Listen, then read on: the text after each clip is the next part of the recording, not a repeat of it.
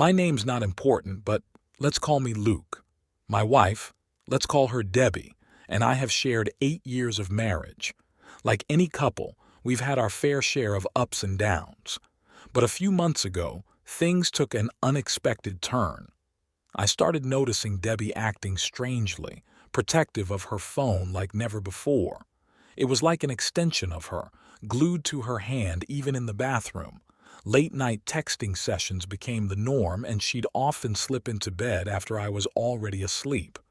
I tried to convince myself it was work stress or a new hobby, but deep down I knew something wasn't right. Eventually, suspicion got the better of me, and I found myself snooping through her messages one night while she was in the shower. I know, snooping isn't the noblest thing to do, but desperate times call for desperate measures. What I discovered shattered my world: explicit messages and pictures exchanged with a guy named Mark. Anger and heartbreak surged within me, but I needed a plan before confronting her. I wanted answers, and I wanted to ensure she couldn't talk her way out of it. There was also this burning desire to confront Mark, but I knew violence wasn't the answer.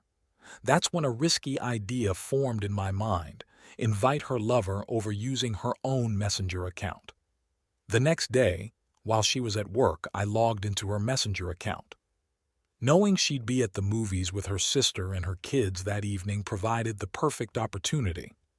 I signed in and made sure to log out of all other devices so she wouldn't discover the conversation I was about to have with Mark. I messaged him, pretending to be Debbie, pouring out feelings I never thought I'd express. I told him how much I missed him and that I wanted to see him that night. It was a risky move, and deep down, I questioned the wisdom of my actions, but the need for answers and closure pushed me forward. After setting up the whole bizarre plan to catch my cheating wife and her affair partner in the act, things took an unexpected turn. Mark, the guy she'd been involved with, seemed more than willing to go along with my scheme. I gave him instructions on how to sneak into our house through the side door, undress down to his underwear, and head straight to the bedroom where I'd be waiting.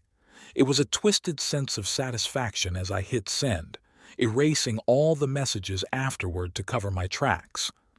As I waited for the evening to unfold, I decided to dig into this Mark character a bit more. Turns out, he was married too. I tucked that piece of information away, thinking it might come in handy later. On the night of the showdown, I parked my car a few blocks away and sneaked back home, making sure to leave the side door unlocked. I didn't want Mark seeing my vehicle and getting suspicious. Positioned in the bedroom, hidden in the shadows, I braced myself for what was about to happen. Finally, I heard the side door open and footsteps approached. My heart pounded as Mark entered the bedroom, following my instructions to the T. Without wasting a moment, I burst out of the shadows, yelling at the top of my lungs, "What the hell are you doing in my house?" Mark jumped in surprise, panic on his face as he tried to cover himself with his hands. I didn't give him a chance to respond. Fueled by rage, I lunged forward, our bodies collided with a thud, and the room echoed with the sounds of a struggle. I could feel the heat of my own rage as I landed punch after punch, beating the crap out of him. He tried to fight back, but my intensity overwhelmed him. Amidst the chaos, I could hear grunts and the occasional plea for mercy. After a few minutes, I stepped back, leaving him battered and bruised on the floor. I pretended not to know who he was, yelling about him breaking into my home and trying to attack me. The whole time, our home surveillance system recorded everything. At that point, I called the police, showing them the footage of Mark entering our home and claiming ignorance about who he was or why he was there. The police arrived promptly, taking Mark into custody on charges of trespassing and assault. He remained silent throughout the ordeal, likely too shocked and confused to mount any defense, especially in front of me. Perhaps admitting the real reason for his presence, connected to my wife, was a truth he preferred to keep to himself. The irony of the situation wasn't lost on me, and I couldn't help but chuckle internally at the absurdity of it all. Later that night, when Debbie returned home, I played it cool. I casually asked her about her evening, letting her take in the disarray of our bedroom.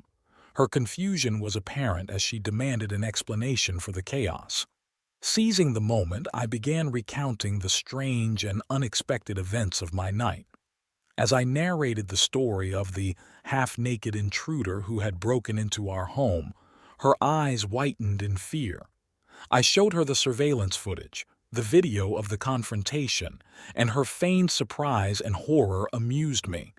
Despite her attempts to act oblivious, I could sense she knew exactly who the intruder was. Detecting her nervousness, I asked if she knew the intruder based on her reaction. She denied any knowledge, but her constant glances at the screen betrayed her discomfort.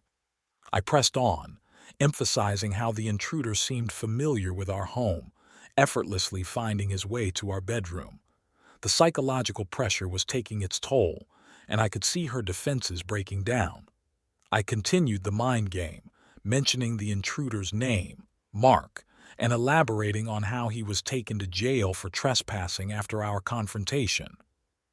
I told my wife about looking up Mark, how he was married, and that I needed to call his wife to find out more. She got visibly nervous, desperately trying to dissuade me, insisting we wouldn't learn anything useful. But my gut feeling pushed me to press on. I grabbed my phone, pretending it suddenly occurred to me to call Mark's wife. I started navigating through Facebook, planning to send her a message. That's when my wife finally broke down, tears streaming down her face. She confessed everything, the affair, the lies, the betrayal. She claimed she didn't want to involve Mark's wife, thinking it would make things worse. It was too late for that. I messaged Mark's wife immediately, revealing the painful truth about the affair. I showed the message to my wife and coldly told her to pack her things and get out. The trust one had in her was shattered beyond repair. The next day, I filed for divorce. My wife pleaded with me, but forgiveness was a bridge too far. The pain ran too deep. Soon after, I got a call from Mark's wife. He had deleted all the incriminating messages, but he eventually confessed to her about the reason for breaking into our house. It was a relief knowing there was no direct connection to me, at least in their eyes. Mark, facing legal consequences, was still dealing with the fallout of his actions. As for me, I'm focused on moving on from this nightmare, working on starting a new chapter in my life. The fun part of the story is over, and now it's about finding peace and healing. This has been hell for me, but I hope sharing it might provide someone with a bit of entertainment or insight. Good day. Feel free to share your thoughts in the comments section below.